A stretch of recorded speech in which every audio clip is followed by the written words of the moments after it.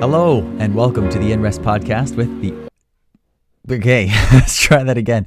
Hello and welcome to the InRest podcast with Noah James Weeb. I am your host, Noah, and today we are going to be interviewing a leader who has spent quite a bit of time in the film industry as a visual effects producer, as well as a tech executive who, despite a few bumps along the way, has launched a successful brand in the Sukha app and the Sukha Company. And so we're really excited to be interviewing Stephen Puri.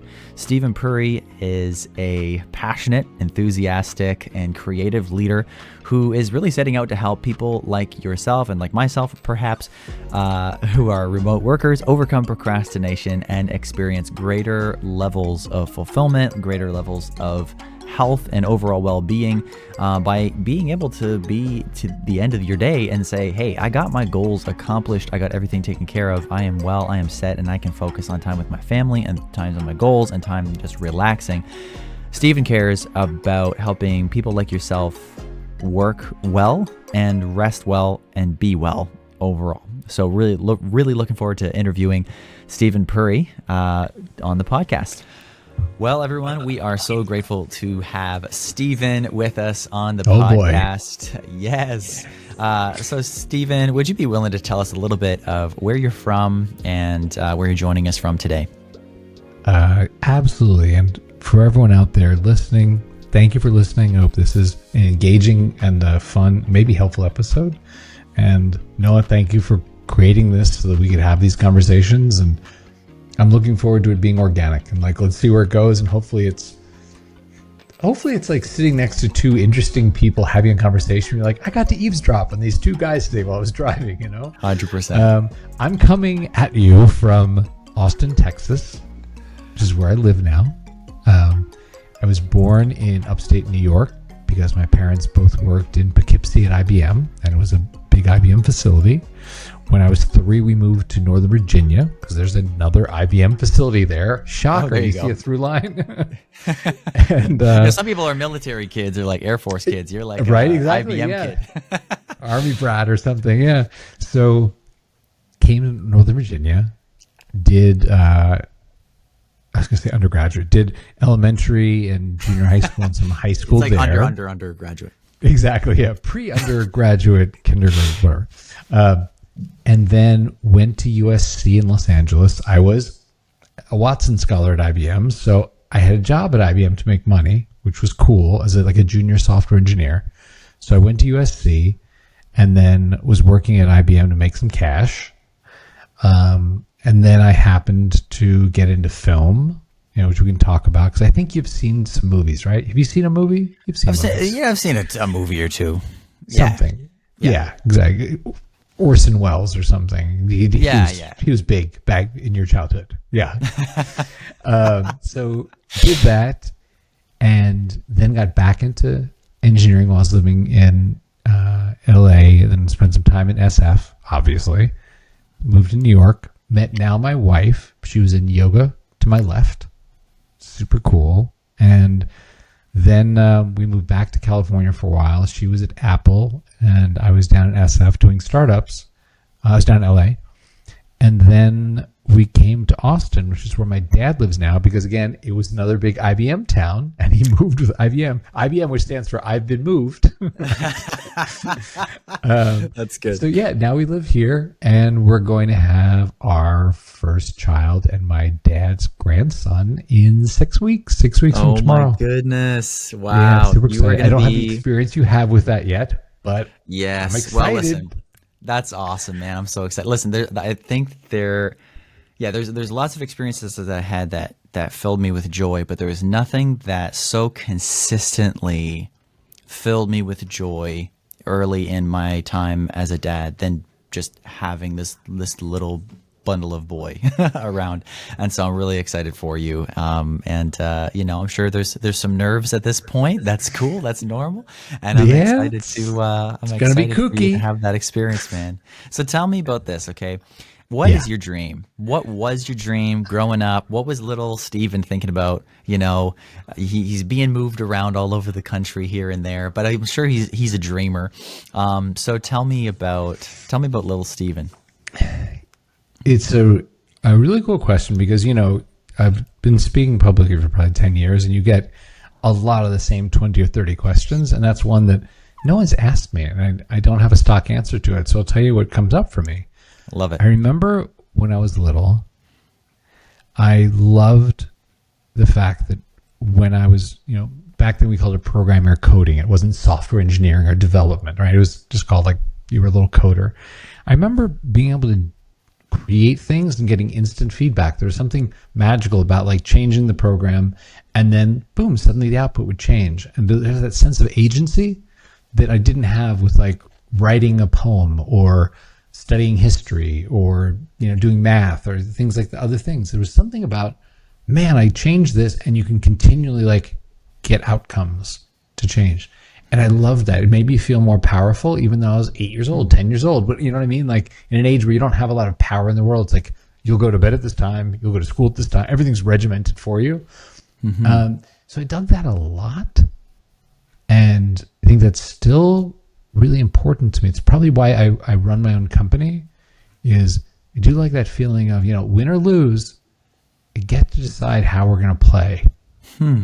And so dream-wise, when I was little, I don't know that I dreamed of being a software engineer, of being a developer.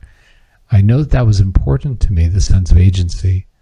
I did a TV show, and I thought for a while that that would be my path. I randomly ended up in an audition for this youth news show on Channel 5 in DC. And it was the top-rated youth show in the DC-Baltimore market. And it was a half-hour news show where the four newscasters were all high schoolers. And kind of the stick of the show was, it was kind of like the Fox station, the Metro Media station there gave us this slot where we'd produce a news show and had people on and did interviews and all that. And I loved doing that. I did that for 69 weeks. It was super fun, like meeting all the people who come on the show. We had the mayor of DC come on. We had like Sugar Ray Leonard, who was a boxer. Like all these people would come on to be like cool with the kids. And that's how I ended up going to USC, is USC was like, oh, if you want to be like on air, we have a really good broadcast journalism school. So they were not as interested in my engineering stuff. That was the way I made money. They're more interested in like, oh, if you want to be, Dan Rather or something, like come here. And for a while, I think that was my dream until I actually saw, once I got to LA, a lot of my professors worked in the business. And I saw what the business was, which was really, how likable were you on camera? Like, did you look good? Did people like your face? It was not a deeply fulfilling business.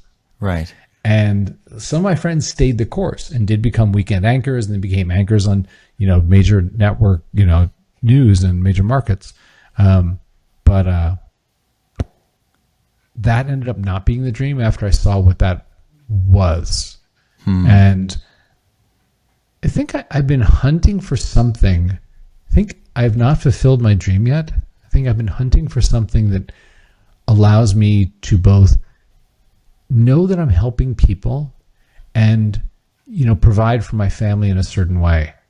And I tired of making movies. There are some movies I worked on that were really meaningful. And then towards the end at News Corp at Fox, I was just working on stuff that was like mindless sequels and prequels and remakes. And I got out. I was like, this is a waste of my life. So yeah. Anyway, long rambling answer. Sorry, I don't have a fun answer to that was one. Amazing, man. Thank you. Wow. I was like, oh my goodness, I'm so pulled in. That's awesome. Yeah, I was actually I'm like actually intrigued by where you start thinking about agency and then coming to, engineering and and building things and being being responsible for that. But this seems to be this genuine care that you have for people. And that's something I've also heard in other episodes, other podcast episodes that I've heard that you feature on or whatever. But even just as a leader and what you're trying to build and what you're developing even today, which we'll get to later, it seems that you are genuine and authentic in your desire to help others. It seems that you have pushed through some of that inertia of pain that comes from losses or failures or things that weren't fair or things that just didn't seem right to you. Like it seems that you're there's an aversion in you to like anything that's inauthentic, anything that's just so not, like that's so gross, like it's like you just have this genuine value of the human person. And I really appreciate that about you. And anyway, I just wanted to say it's a hard time. No, it is. No, man, it is. You're touching upon stuff that's like very much in my consciousness right now, because wherever you stand on the political spectrum, on the spectrum of, being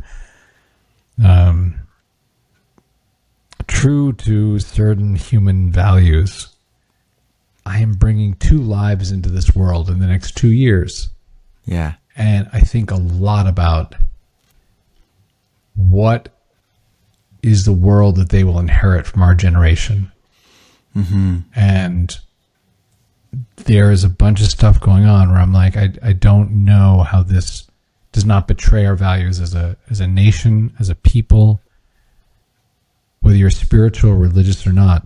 Mm-hmm. And it's, I know I'm not going to be a billionaire. I'm not going to be president of the United States. I'm not going to be president of the Galactic Federation. Like, those are not the way in which I'm going to influence the world. So I feel like the best thing I can do is say, let me help people realize the potential that they have. Let me give them a tool. So if they decide to do the great thing they have inside, that is a possibility. And maybe that brings about more, empathy in the world. I think a lot of the trouble we have simply is an expression of envy, jealousy, hatred, and that just comes because you haven't done the thing of which you're proud, and you feel someone else has more than you do. Yeah. And that kind of inequality, it does, whether it's in a family, whether it's in a company, whether it's in a nation or a world, it leads people to act from their lower selves instead of their higher selves. Yeah, and definitely, man. Yeah. I think we want to do the thing we're capable of. I totally agree with you. And I think that is so huge. And I think that's the kind of leader that you are, is that you genuinely, just based on what very little I know of you already, because this is like our first conversation together, actually, which is funny. But like what little I do get from you, and you could totally correct my aim if I'm off here at all. But like the impression that I get is that you are genuinely trying to add value to people who are not just leaders or CEOs trying to manage, family life and all that stuff and working remotely to do that. Like you are genuinely seeming to build something that adds value to people who are themselves trying to add value, even if they know, like you said, they might not be the Grand Emperor of the Galactic Federation or the President of the United States or the CEO of, Loblaws or whatever it is, but you are seeking to do a good work. And so I'm just really thankful for that. Thank you. Thank you for what you're doing. I appreciate you. I'm really glad it's very sweet of you to see. You're here. Yeah. So, I don't want to bridge away from that because I think you're starting to touch on something really good. I think we're going to get into it again though. So I wanted to ask, like, tell me about your story. Now there's a few things that, a quick Google search could help somebody, learn about you, but I'd love for you to tell us your story, from the perspective of, Stephen growing into the man he is today. And there's a few touch points, as I mentioned in the intro leading into this, listeners, working in like senior vice president roles with, is it DreamWorks that you were senior vice president, or is that I was an executive vice president for Kurtz Morrissey at DreamWorks, as a vice president at Fox, back when it was News Corp, not Disney. Right. Stuff like that. Yeah. Different era. But like different era. True. You're serving in these capacities in leadership. There's people under you that, but like there's also just being very much in touch with the film, not just what the art form of film, but the industry. It's not just the process, but the problems of film. And so, just tell us your story about some of the things that, really touched your heart, put you in a different direction, caused you to learn a lot, and what brought you to where you are today. Well, the the film thing is really a story thing. And I remember my father is, I think, what you call first generation. He came to this country, so he's first generation immigrant from India. My mother was French English by descent, but grew up in Brooklyn, New York. And I remember when I was really little, because obviously Bollywood, Indian movies are a big part of the Indian culture, right? So I remember seeing Indian movies with my dad, or would be in India with that side of the family, and you see movies. And I remember thinking when I was really little, like when your point of view is like you're looking up at people's waists, kind of like that age. And I remember thinking it was weird how the adults we would go to some meal and they would argue about something, how their uncle was treating their aunt or something, or how the politics or their business was doing something. And then we'd go to a movie that I thought was pretty much about the same thing, and they all loved it. And I was like, but you were arguing about that thing earlier at lunch, and then now you're like seeing a movie about the thing, and you're like, oh, that's a really good movie. And I thought it was kind of magical the way it's like slid in under the radar. And, later I understood that, movies, for our era express those universal truths that we want to tell each other about the world. Same way in a different era we did that with mythology, the Greek and the Roman gods and stuff. It was just a way of playing out on a universal screen. Here's a truth about the world I want you to learn. I'm going to tell it to you using Artemis, or using Narcissus, or using whomever, and then now it's using the Avengers or whatever. And that is kind of magical. You and I, before the cameras were rolling today, we're talking about Braveheart. Yeah. I'll tell you, I worked on Braveheart in the part of my film career when I was getting into film, and I was producing titles, like the beginnings and ends of movies, producing visual effects, like the computer generated effects for films, stuff like that. And so what that meant is you would be continually getting scripts that were being greenlit. So studios were going to spend money, which meant there's money to pay you, and then you as a vendor would be like, oh, here, let me submit my bid to do the effects in this movie. So you were always trying to get the scripts early and get ahead of the pack. And I remember Braveheart came in, and we'd been trying to get it, and it came in like a Tuesday or Wednesday, and the thing was like 66 pages, something crazy. And comedy scripts are like 90-ish, drama scripts usually like 110, 120. Yeah. And this was like a tome. And I took it home, and we were going to discuss the next day. And I had 3 other things to read, or whatever. I remember skimming the other things. And I started Braveheart thinking, okay, some period, boring, stupid movie. Okay. And I'll read 20 pages so I have a sense of it. And then tomorrow we can talk about it. I couldn't go to sleep until I'd finished it. It was probably 2:15 in the morning. I just couldn't stop reading it. And it's one of the stories that's deeply about something. Yeah. It wears it on its sleeve. Like you have a passionate point of view on something, and you express that through characters and opposing forces and complications and reversals and all these, tools used to build a story.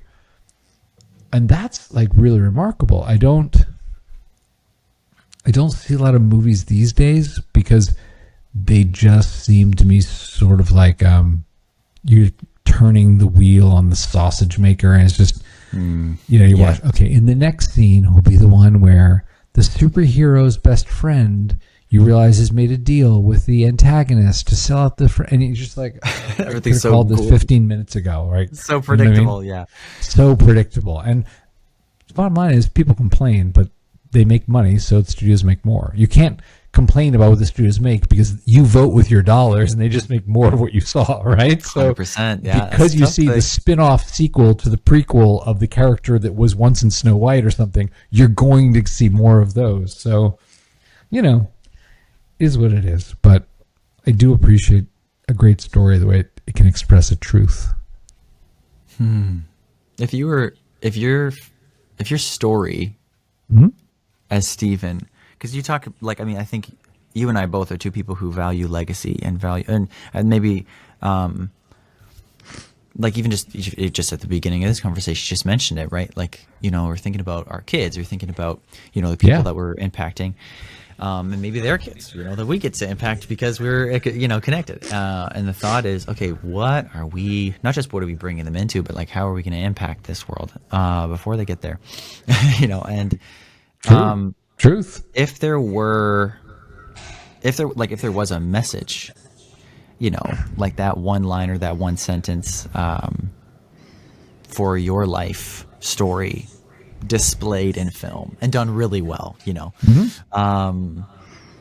what would that message be, do you think? I will tell you what the message is, I believe, and I'll tell you that I have struggled with this. There are things I've done in my life where I'm like, you are not true to this, and the other times when I've really tried to stick to it, which is treat others the way you would want to be treated. And there have absolutely been times when I've acted with arrogance. There are times when I've acted in a selfish manner. There are times when I've acted out of scarcity. And, I'm not proud of some of those actions, but I am proud of some of the times when I've been like, oh, you know what? No one will ever know that I did this thing, but this is how I want to be treated, and this is how I should treat others. And I would like to believe that as I go forward, living with the wisdom of what I've learned, that I'm doing that more and doing less of the acting from arrogance or insecurity thing. Wow. Yeah. Thank you for offering that. That's huge.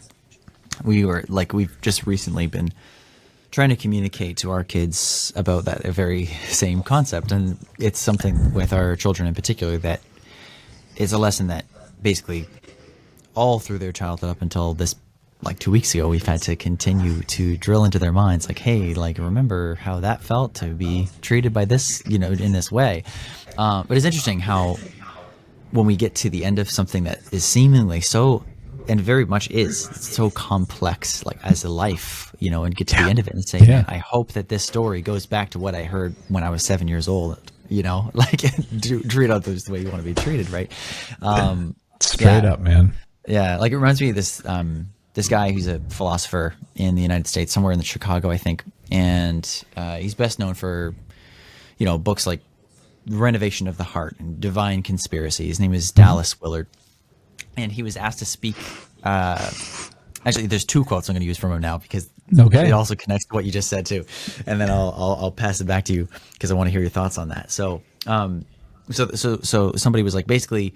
Asking him to come and kind of bring a convocation for the university. And so he came and he brought this talk. And one of the things that he landed on was, because he was a theologian and a philosopher, and he said, all of the truths that I have learned of as a theologian can be summed up in the simple song, Jesus loves me, this I know, for the Bible tells me so. And then in another speech, so it's just interesting, right? He goes right back to that stuff that so many kids learn or so many people are familiar with. This seemingly, 1,100 page tome of like this 66 book collection can be all summed up by Jesus loves me, right? But then this other time he was bringing a lecture, and this is where I pass the ball back to you, Stephen, because I want to hear your thoughts on this. He was talking specifically about Christian virtues, but I think it's universal, really, and it seems to be really true to human nature when we think about community and living well and living fulfillingly, if that's a word. Yeah. He said he was basically talking about the summation of the most important virtue for any Christian, and basically what he was saying was this. He said the top 4 Christian virtues are such: humility, humility, humility, humility. This valuing of the other, this looking to the other the way that, not just the way that we would also want to be treated, which is of course part of that, but this disengagement from the ego, this disengagement to the point where we're able to see others and think of others and value others, sometimes in a way that we look at them almost as if they're more important than ourselves, right? Tell me about humility. Like, how has humility made its way into your life? Maybe even into, maybe there's a story, whether it's from film or in the development of some of the companies that you've worked in since your film days. How has humility factored into your story? Well, I'll tell you, I think my film career went well, not because I had seen the most movies, had, was the smartest guy in town. I think my film career went well because I made a point of taking care of the people around me. So I had, a group of friends who were all very smart. We were all rising up together. And,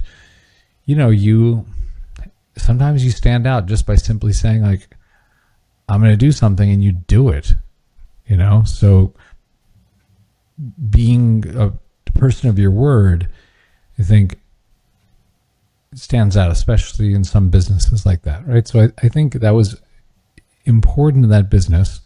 I think when I got out of film, when I had that moment of like, man, I'm working on Die Hard 5. It's an awful script, but it's going to get made. Of everything on my slate, that was the most exciting one from my boss, the chairman of Fox Films Entertainment, to talk about, because there was a slot in Bruce's schedule. And it's like, we're going to make this. And it was awful. And I went and I was like, okay, I'm going to go, do something where I have more agency, right? I'm going to go start my own company. It'll be small. I raised $3 million for my first startup after Fox. And it failed.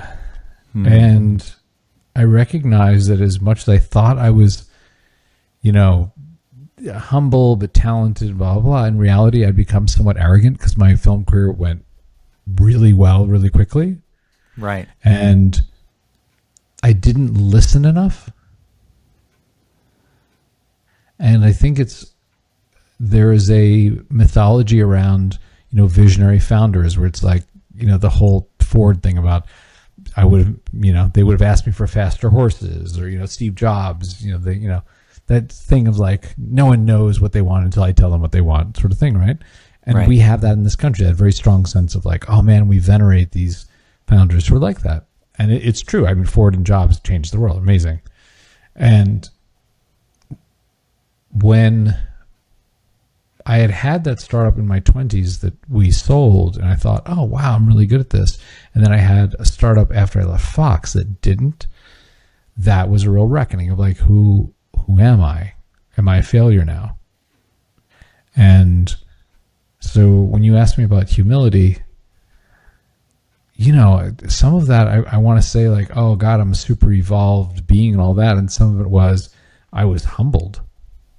I failed. And it was hard bumping into friends, at the dry cleaners that are still in film. They're like, oh, hey, Steven, how's your startup going? You're like, terribly. I'm going to have to close it. I'm a failure, and man, that sucked, going to dinner or bumping into friends and, having to be like, yeah, I know I left in this very public way from a high profile job. And the first thing I'm doing, it ain't going to work. That hurt. Yeah. So that probably reintroduced humility into my life. That's huge.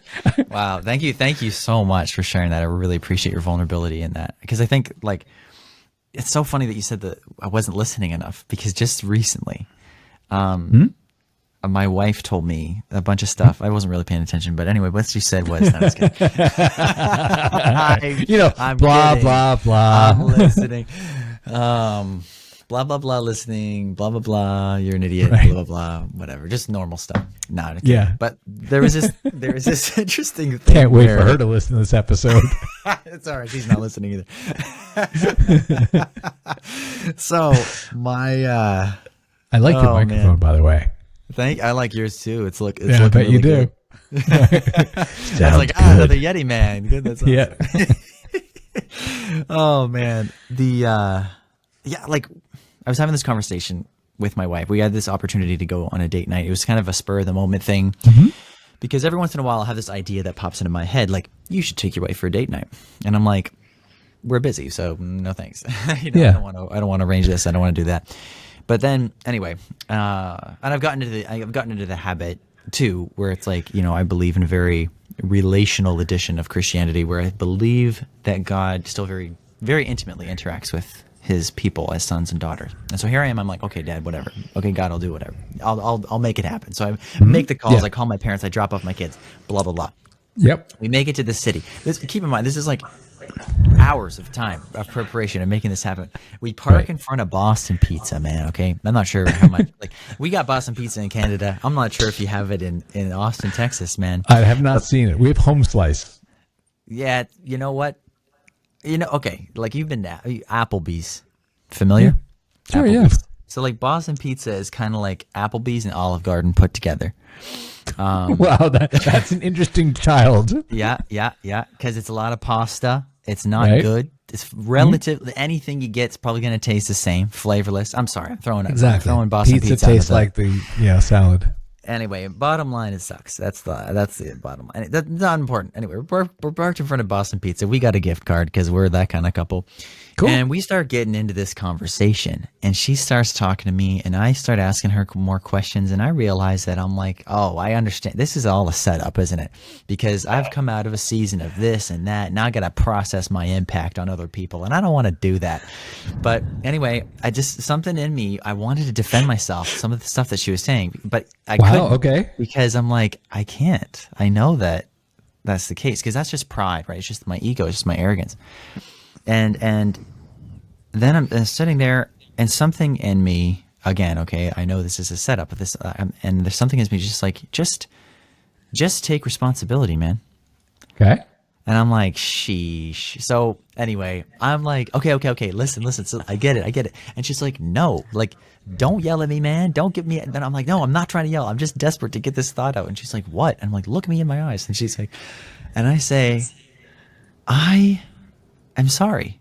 I'm sorry. Listen, this and this and this, everything you just brought up, that was all my fault. And I'm sorry. You know? Really? That just, my. You were impelled in that moment to be like, I got to get this out. Well, the thing is,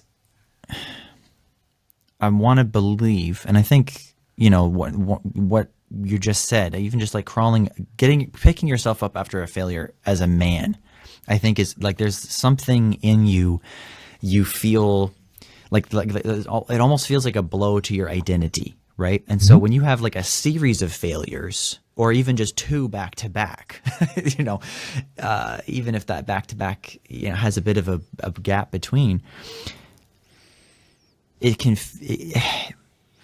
the admission of your failure can feel fatal.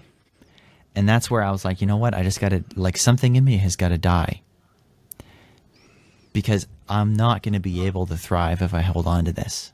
If I hold on to this sense that no matter all those failures, so I just said, hey, I take responsibility. That was all my fault. I'm sorry. I'm sorry for the stress it caused us. I'm sorry for the tensions that arise. Wow. I'm sorry for that. And so, I really commend your vulnerability and your honesty, because you're dealing with people like a very, very public, and I mean, maybe it wouldn't have been highly publicized. We're like, oh, new headline, Stephen Puri's recent tech startup went down. Maybe it wasn't that, but like that feeling of seeing the people that have known you in this framework of success and this and that. I identify with you. I can feel how that would feel so humiliating in a way. Tell me about going Can I from ask you a that question? season. Yeah, for sure, of course. Okay, so there is, as we talk, you've talked about faith and religion a couple times. Oh, sure. And I know that is very important to you. You're talking about Christian values, and I get that. So I'm going to say something and then ask you a question, which is, I believe myself to be a very spiritual kind of person. And I mean that to say, I think there are important values about how we relate to the idea of a soul and how we collectively relate to each other, right? Yeah. And respect each other and nurture each other. And the more I've lived, the more I have seen, I've come to believe, right or wrong, that the idea of God is a very important one, right? It does help us lock on to this idea that there is some justice in the world, that there are a set of immutable laws of how you should treat each other. And the great religions, most of the great religions, they do a couple of key things. They set us, a set of rules. Here's how you get along without killing each other, right? Sure, yeah. They give you a set of rites and rituals to remember them. So whether it's you're singing songs about it, you're going to a religious service, there are ways in which they reinforce it. Here's how to live, don't kill each other. Here's how to take care of yourself. Here's a set of things you're going to do that reinforce these ideas. And they answer unanswerable questions. Mm-hmm. They usually give you a way of thinking about what happens after I die. Where was I before this? Is there a meaning to life, sort of thing, which are important and hard to live if you wrestle with those every day. So I say all this because I've arrived at a place where I have a deep belief that there is a reason to be here. Yeah. And that there are common goals we have for how we behave ourselves, how we behave towards others, how we treat the world.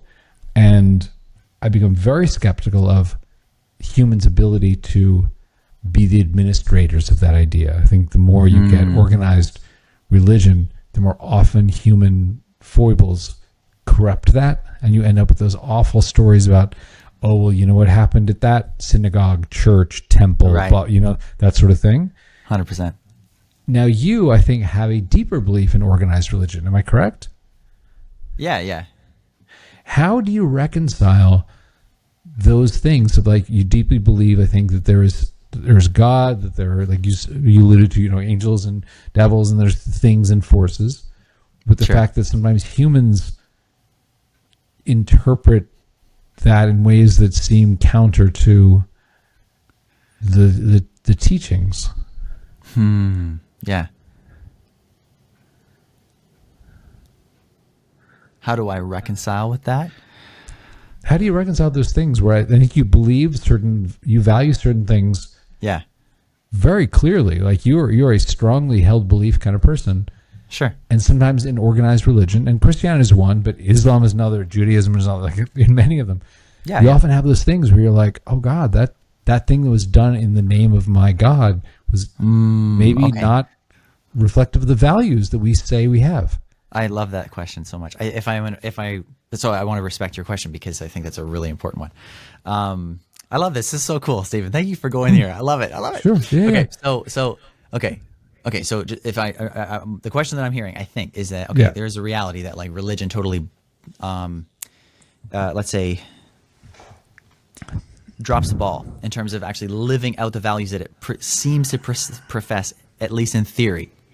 And that can be seen across religious boundaries, right? So you see a Buddhist who has anxiety or something, or you see it in Christians who do not love their neighbor or love their enemy or do the stuff that Jesus said to do. Exactly. That kind of thing. So how do I live with that? How do I deal with that? If I'm understanding your question. Sweet. Thanks. Thank you so much for asking that question. I would be kind of a misfit in some of the the circles that I have walked in previously, because the way that I see the spiritual world and the relationship with God and so on and so forth, I do believe in some of the things, at least, that organized religious bodies such as the Baptists or the Catholics or whatever might agree with, right? And there's a sense of unity in that I see, right? Even if somebody has a bit more structured or traditional approach, doesn't necessarily mean they have less of a relationship or they don't live out those values. Because I think person to person, people are really going to decide for themselves how they're going to live, right? At the end of the day, and even biblical testimony would say that. I mean, we all have a choice to make as to how we're going to live our life.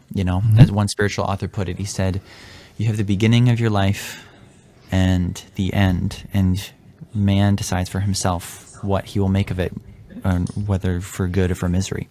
Mm-hmm. And so how I reconcile with it is the reality that people are flawed by virtue of their diversion from love, So the Bible says in 1 John, and it's okay, I think it's important to get into the Bible a little, just for my perspective, from my sure, where I'm sitting in this seat, Yeah. because so my perspective from just reading scripture. So first, the book of First John says that God is love. Okay, so if God is love, then that's like absolutely essential to his nature. So what is it saying? So the original Greek word for love in that context is the word agape. So agape refers to a love of intention, a desire of well for the other, regardless of anything else. It's a complete objective desire for well in the life of another. And so how can God be love if he created humanity and he created angels, he created all these entities? How can this one singular entity be love if love requires an other, right? And so then you have this thing where it's like, well, maybe God has a sense of multiplicity in his unity, in the sense of what he is. That there's love in him, that he's actually a community in and of himself, and that's why we see this multiplication of community even in the animal kingdom. Thus kind of speaking back to that. And I find that the Christian religion in particular, and then now we're talking about theory now, right? There's a scripture, and then there's sort of this traditional understanding of like what people believed about what the scriptures had to say, which was, if you know history, is a crazy story. Like people have totally, and this is another thing that I would have as a sticking point. God has a way of actually showing up in people's lives. I hear the stories all the time of how miraculous situations, like when we had our first baby, my wife basically died in the hospital. Really? Oh yeah, 100%. This is crazy, man. Like, well, there's a podcast episode about it. I'll send it to you maybe. But the thing is like in that moment, I'm like, okay, God, how do you want me to handle this? Because there's lots of ways that I could be, religious about it and pray the rosary 3 or 4 times or whatever. I wasn't a Catholic, but but I'm just saying, right. There's a couple of options. I could lean on my religion as a crutch, or I'm like, or God, I actually believe and expect that you are going to intervene in this situation so that I'm not a single dad after this experience is over. And so I'm either going to trust you or I'm not. And so I decided, okay, I'm going to trust you. Even if my wife does die, I know I can trust you, but I really genuinely am believing that she is going to live. And all the doctors are saying after 22 years of medicine themselves that chances are, sorry, like we're going to do everything we can. We don't know what's happening. And so, I prayed. I said, God, even if you have to bring her back from the dead, I just believe it. It's something in me, knows it in my soul, that you are going to bring her back. And apparently, I learned afterward that she had not only gone into surgery, had an emergency hysterectomy, had all this stuff happen to her. She coded on the operating table, not once but twice, and they were able to bring her back both times. And I'm not sure like how much experience you've had with like near-death experiences or whatever, but like typically it's not a good thing to code on the operating table. So I saw the answer to my prayers, but there's other stories that are far more direct that I've seen God show up. But besides the lived experience, there's just a reality that like I started to become resentful, angry. Some of those things that I professed as values before that experience, after that experience, now I'm wrestling with this crazy trauma and grief, and I'm feel like I'm railroaded between these 2 tracks of pain and my pride, and I can't get free. And I believe that I'm free in Jesus, and yet here I am stuck.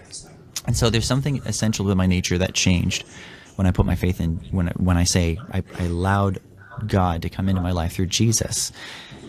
And when that happened, there was a change, and yet I'm still making mistakes. I'm still angry. I still do things that are stupid. And so what's the deal there? Well, it's like, the Bible's like, yeah, God is love, and God lives in you, which means that you have love in you.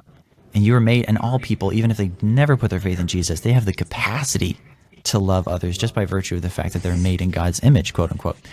And if that's the case, and we've decided to divert from love, we've decided on the basis of our own sense of agency, which you mentioned earlier, our own sense of agency decided that we wanted to do love our own way. And here we are. We got human trafficking, we've got murder, we've got violence, and there are Christians, people who are professing the religion, although not really believing it, not really living from those places. I know plenty of narcissists who have become pastors, and I had to reconcile myself with that because I did never, ever wanted to get into Christian leadership. I didn't even want to go to church anymore, frankly, when I started to learn how awful people can be. But the reconciliation has come through my relationship directly with God through Jesus. and the healing that has come to me, the experiences and the encounters that I've had directly with him. And I totally respect other people's place. Like, for example, you, Stephen, you're not a Christian sitting here today necessarily, right? I'm not going to assume that or presume that upon you, because I value you as a human being. And I think that that's what God will have me do in love, is to say, hey, like, not everybody is going to have the same experiences as I have. And even if I believe that it's going to be a beautiful step in the direction of freedom, of joy, of fulfillment, that doesn't necessarily mean I'm going to, be like, yo, Steven, you're bad and I'm good. It's that's just not the way. But people like to think that way. People like to think, hey, if you don't fit in my particular mold, whether that's religious or political or ideological, I will make sure that I have a mold with a bullet with your name on it so that I can take you down when you disagree with me. And we've seen that displayed through the guise of religion. But then also we've seen historically the fact that, like, there's a politicization of religion, where it's like political bodies take on Christianese, so to speak, in order to advance their political interests. And then you see issues, right? And that's gone all the way back from the Roman Empire.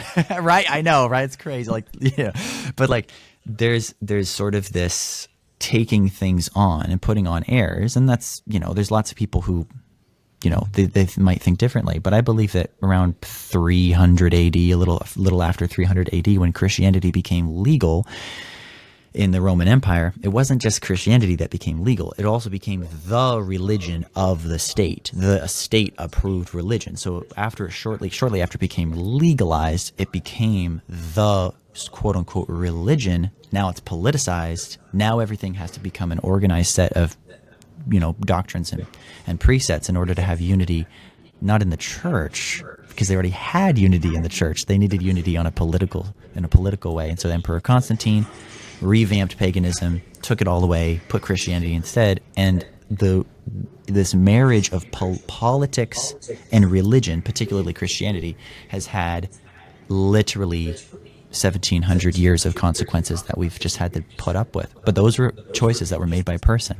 Am I going to allow the choices that were made by another person affect my own agency to decide to live in the context of love through Jesus? Because Jesus didn't do that. Jesus literally allowed the political system to kill him on my behalf, which is a totally different way of looking at it. Love literally thought of me as so much more important, that the king of the universe decided to literally inhabit life right in the middle of all the human messiness, and then allow all of human evil to devour him so that he could have an opportunity to triumph over it through the power of his nature of love, and then allow me to be integrated into that nature of love and live it out in my day-to-day life.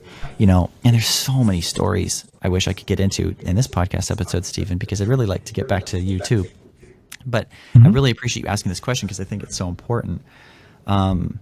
Because that, like, I don't know why, but like, I almost want to start crying just thinking about the idea that, as messed up and broken as I am,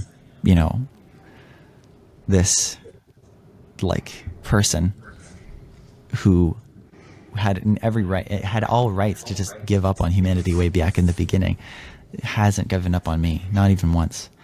And despite my failures, and I'll be honest about any failure at all in my life, because the fact is like, I'm just a broken human being. I want to make an impact for positive fruit in the lives of others because of the massive impact that love has had on me. So I'll finish with this quote, and I'll pass the ball back to you. Okay. And then if you want to riff on that too, feel free, please do. Fred Rogers, Mr. Rogers' Neighborhood. Okay. Oh my God. Yeah. Oh man, I love Mr. Rogers so much. Yeah. Anyway. He and Dr. Seuss, amazing. I know. Theodore Geisel. Is that what his yes. said? Man. So Fred Rogers, he said, the best thing we can do is to help somebody know that they are loved and that they are capable of loving.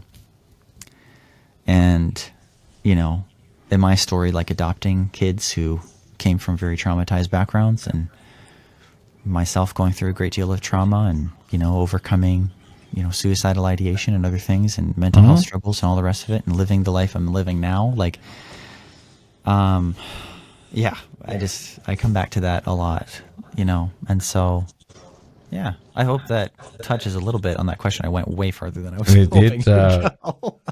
no, I appreciate you being so open about how you think about. I think the phrase you used was reconcile. How you can hold understanding of what you believe and how that can compare and contrast with the things that are put forth as religion or as spirituality and stuff. And it's, I do believe that,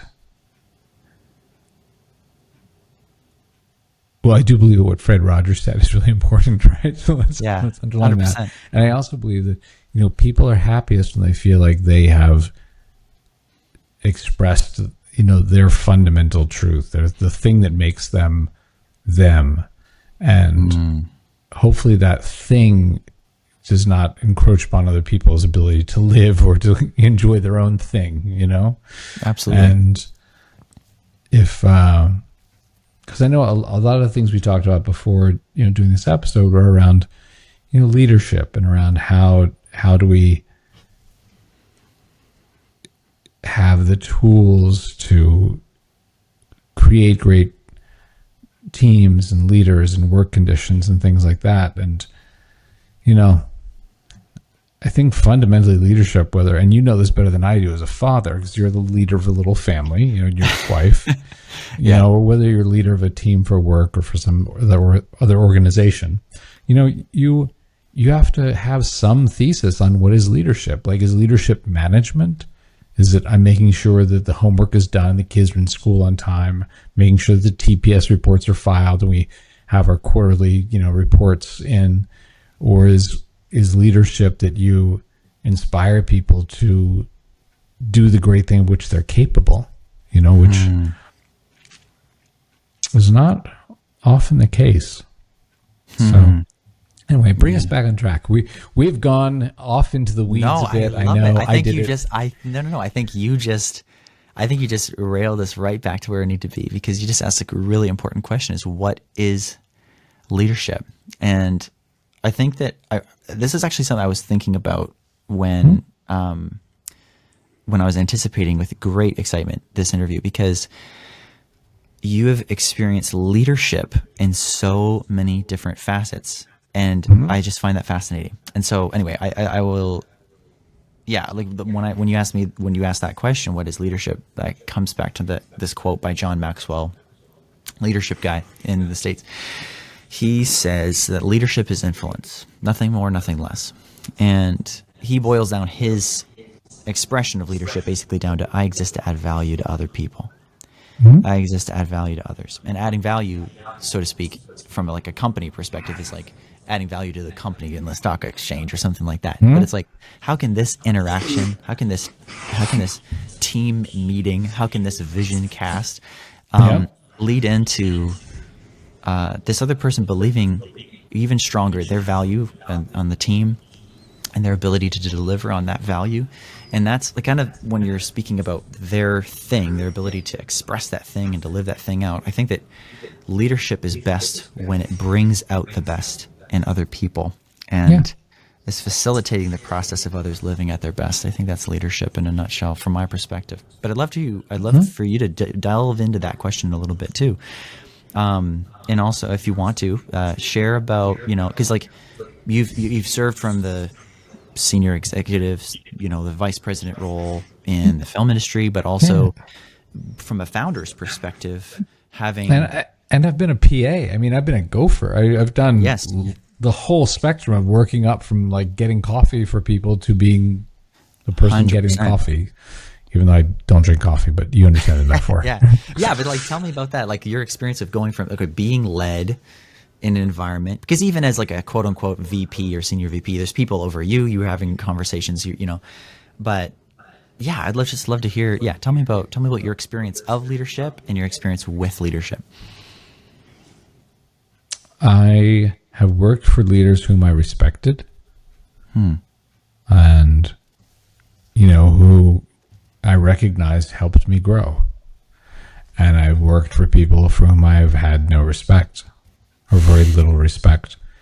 And I've tried to grow under some of them and learn, but it's a very different experience when you have someone who's engaged in your growth than you're working for someone who is just, like you said, a narcissist or just, venal. And it's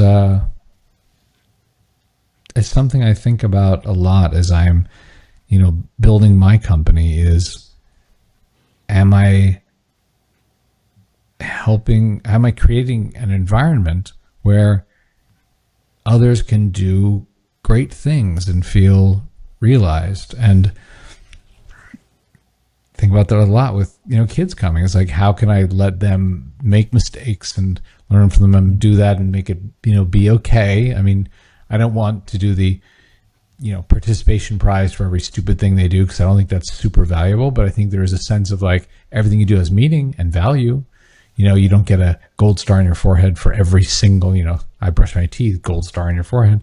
But I think there is a sense of like, oh, how are you feeling? Like how you feel is important and valid, and what you do, great. So maybe you did something that didn't work out the way you thought it would. Tell me about that. What would you do if you could do it over? It's just like those kinds of things, whether you're leading a family or a team, it's like having the respect for the people that you're leading to say, I want you to grow, and I don't want to manage you into growth. I want to inspire you into growth, Yeah, absolutely. Wow. Yeah. Because there is a difference, right, between management and leadership, I think.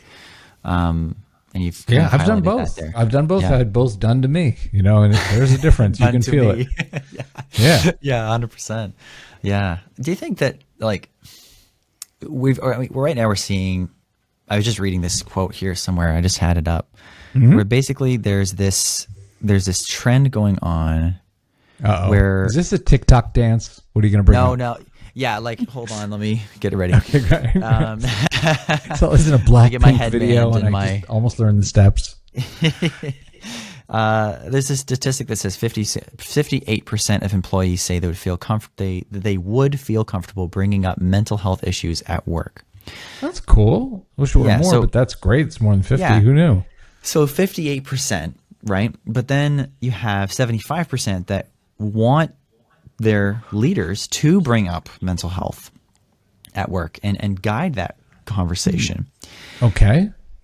Build onto that the fact that right now in the British economy, it's costing them roughly 176 billion American dollars annually. This struggle that a lot of UK workers are having with mental health. In addition, the American Psychiatric Association has calculated the cost of US workers' mental health struggles at $210.5 billion per year for the economy at large.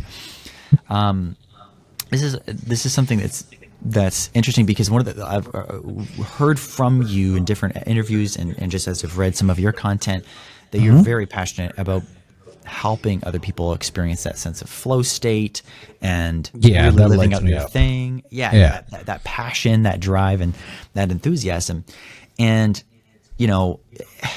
it seems that a lot of American workers, British workers, and I can guarantee you Canadian workers as well, are not experiencing this consistent flow state. And yet they're desiring that the people that are leading them would guide them through this mental health conversation in the workplace.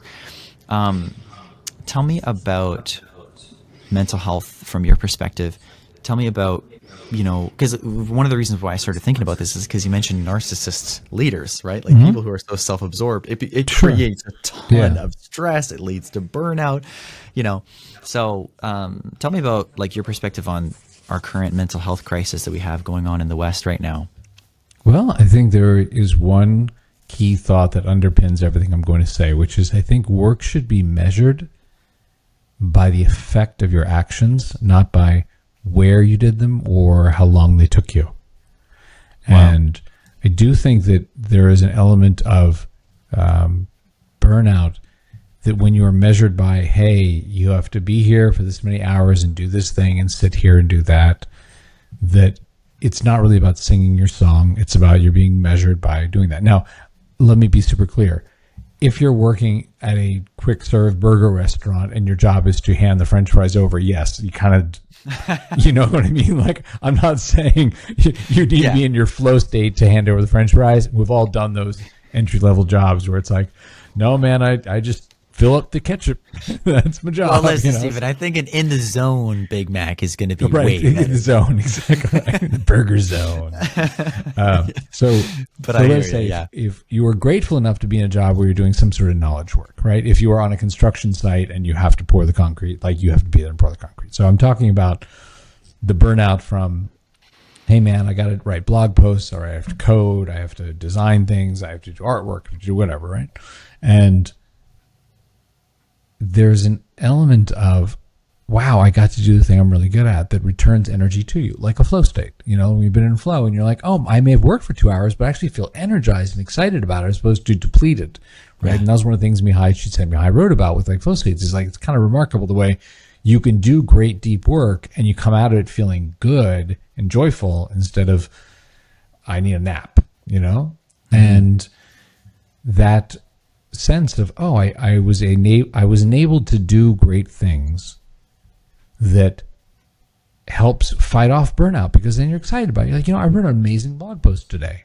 And when it is, I worked 8 hours sitting here writing so my boss could walk by my desk and check that I was writing, that can burn you the hell out. Because ultimately, like, if you are a leader, shouldn't you really care about the effect of the actions of the people that you lead, as opposed to how many hours it took them to do it, or where they did it? Were they in that cubicle, this cubicle, at home, at the beach? Like, if you walk into the staff meeting and you say something like, yesterday I was thinking about this, and like everyone goes, shit, we should do what Noah just said. Like, that's awesome. Yeah.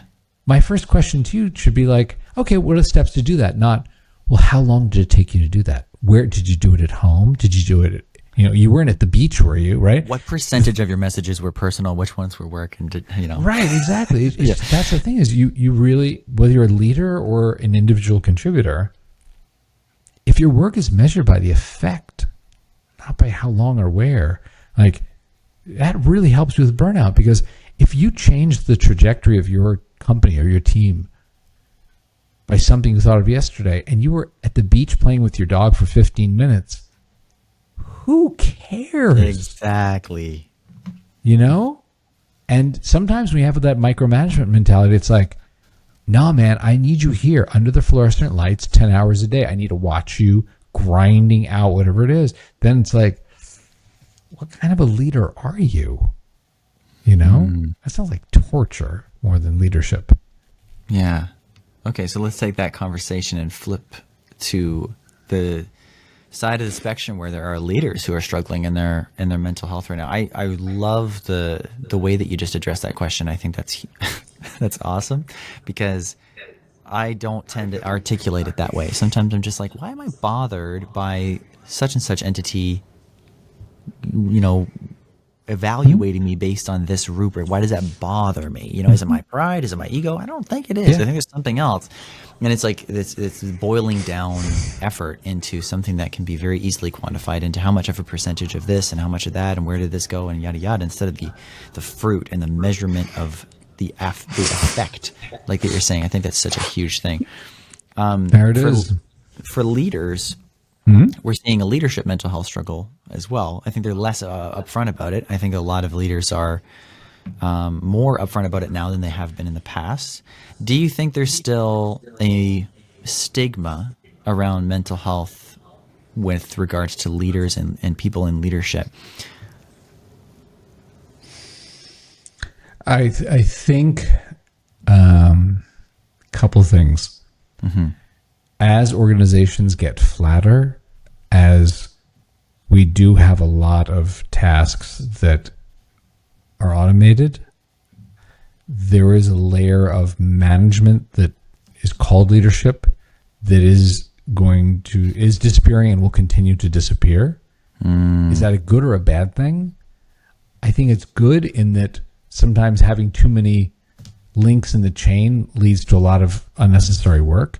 Is it a bad thing? Well, if you want to believe that people are happiest when they're productive, when they actually do something and they they know they've done something of value. You know, like idle hands do the devil's work kind of thing. Like if you believe that people should be employed and there are going to be fewer of those middle management kind of jobs, then yeah, you do want to say, well, where are they going to go?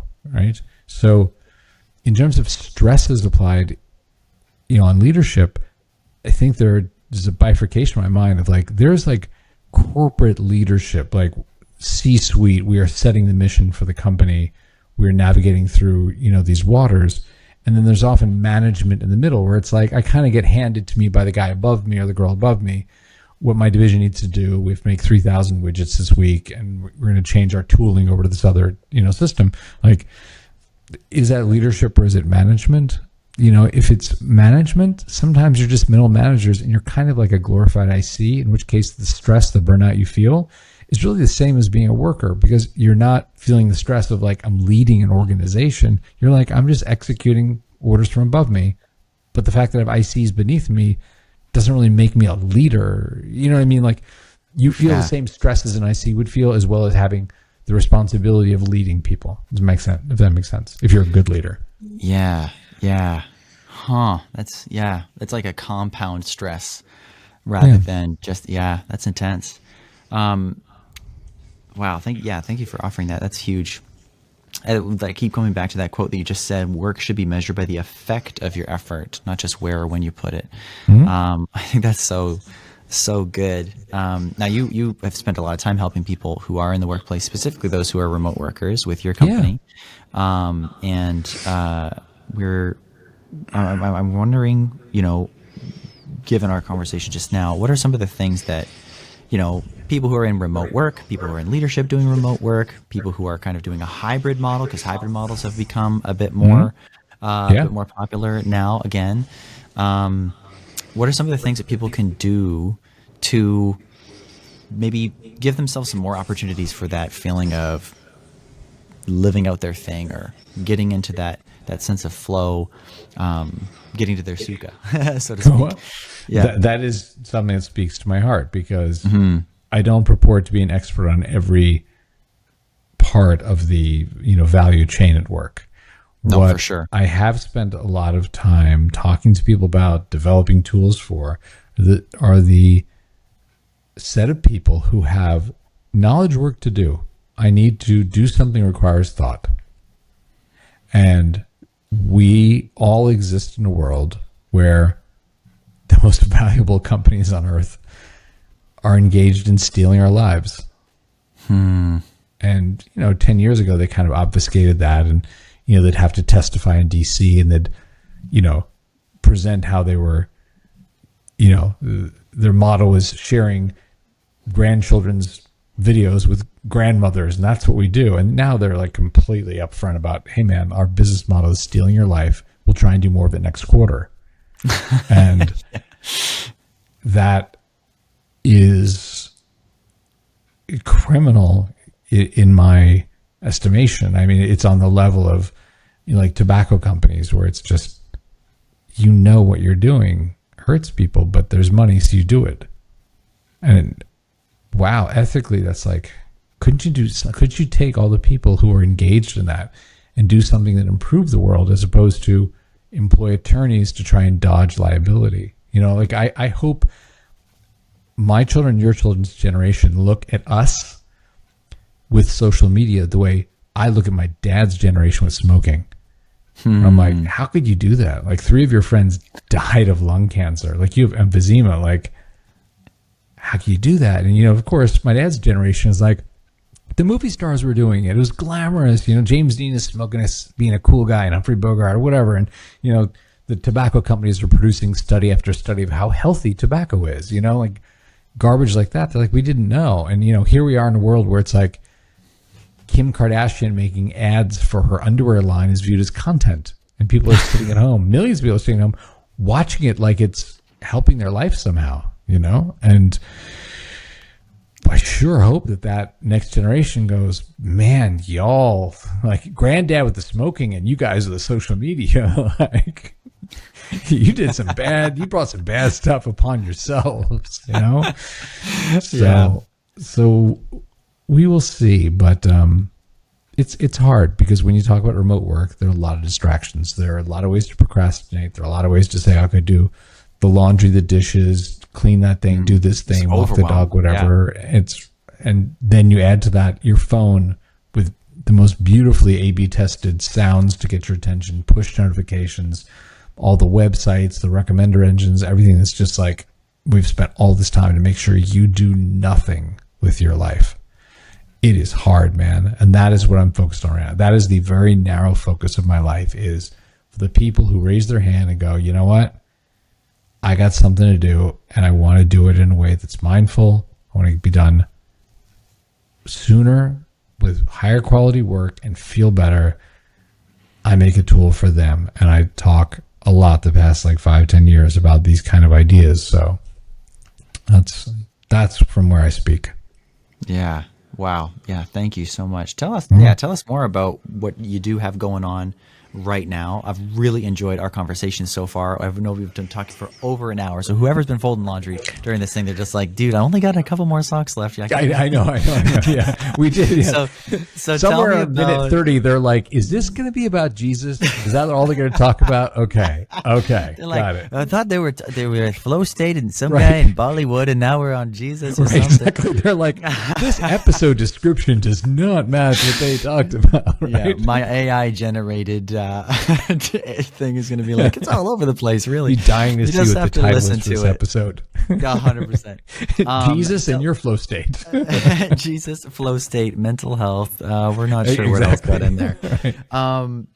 With what you do, with the work that you've been doing over the last few years, the impact that you've been making, the community that you've been building. Tell me what you got going on right now. On a professional level, the thing that I'm really excited about is I experienced a flow state. It was a very odd thing where I was like, wow, how did that happen? Where I felt really good and learned about all the people who had come before that had written impressive, documents and research on this. And, I run a community and a flow state website that gives you the tools, to help you get into flow and do something meaningful. And it's growing. I love the fact that it's become a community of people who talk to each other and support each other. I wasn't sure about that. When we first built this, it was like a single player game where you kind of had no sense of anyone else, right. You were in there and you got beautiful music and you could lock your phone and do stuff and there were tasks, but you didn't really know that there were other people around all trying to do something with their lives too. And I had this idea about, what if all these people that I know as members, they knew each other? And so I talked to a couple of members about it. I was like, is this a good idea, or is this like going to be the most distracting, awful thing ever and destroy what we do? And this one woman said this to me. This made up my mind. What she said, listen, Stephen, I can go to the Nike store and buy a pair of shoes. And they'll sell me a left shoe and a right shoe. I can put them on my feet and run. But there's a reason why there are 100 million people in the Nike Run Club, because you run further and you run faster and you're more accountable. And when you need a pick-me-up, your friends are there to say, come on, man, let's do this. And when you do that for one of your friends, it feels great. And she's like, you should do that. This is a community of people who want to do something with their lives. And that really resonated with me. So that's an aspect that I added to this, because you could make a flow state app without any sense of community. But right. I wanted to have that feeling like when you walked, I don't know, did you ever go to study hall in college? Oh, yeah. That vibe of like, hey, did you check out that, Branscombe assignment last night? Oh, my gosh. Yeah, or whatever. Being in it. Like you're in a whole room of people who are all studying for finals or doing whatever, and you're all in it together. Yeah. Trying to do something. There was a coffee shop, or it still is a coffee shop, a Coffee Bean on Sunset Boulevard across from the Writers Guild. And it was known as kind of a writer's coffee shop. And you go in there, everyone's on their laptops working. They're not chatting that much. It's just a sense of like, everyone's trying to write the next great movie, the next great, TV pilot. And that was a cool energy to be around. I would go there to read. I'm not a writer, but I would go there to read scripts on weekends just because it was kind of fun to be in that energy of people trying to do something great. And I think that's cool because we're human, you know? I think 100%. We're human. I checked recently. Last time we checked, we were human, and we need that connection.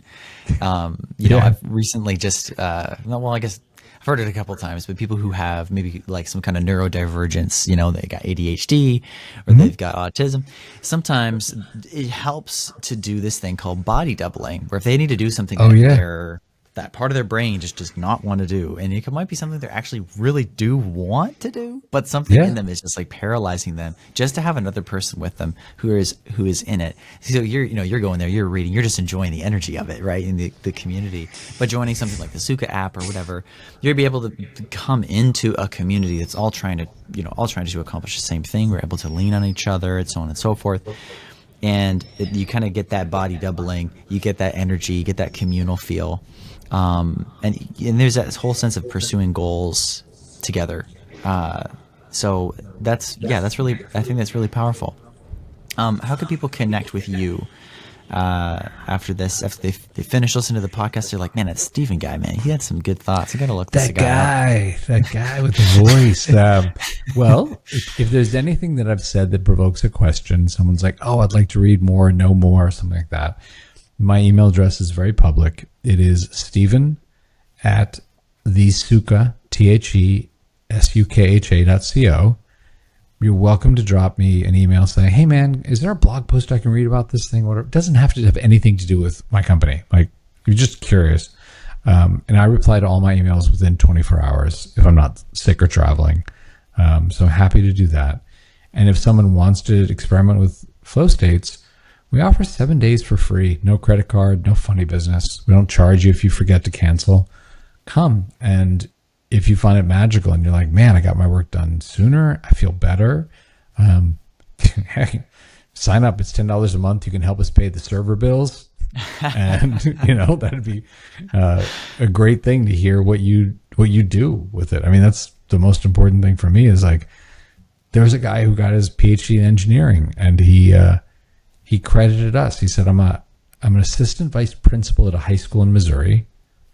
And I saw him working in there, body doubling stuff like nights and weekends for like a year or so.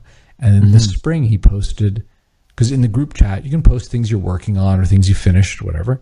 And he finished a task and he hit share it. So it shares into the thing. Hey, Roy King finished it. And it said he finished his dissertation. And people were like, hey, man, that seems like a pretty big task to just drop into the group chat. Like, what? And he's like, yeah, I've been using, Sukha nights and weekends because I have like his kids. He's like, I have like 90 minutes at night where I can work on my PhD in engineering and some time on the weekends. Yeah. I want to be a good dad and I want to do my vice principal thing.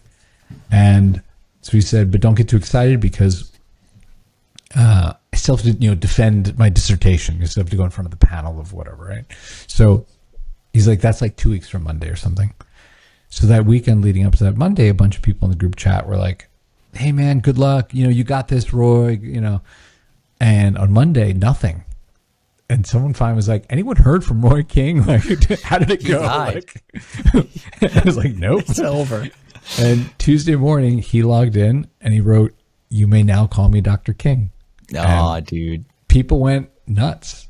It was like really cool. And I run the platform. I know these people don't know him. These are people in Spain and Japan and, South America and stuff. But they were just engaged in that thing of like, we're all in this together, So if you want to have that feeling or try to have that feeling, come try for a week. You got to, flow states take half an hour to get, something done. So you can't try it for a minute.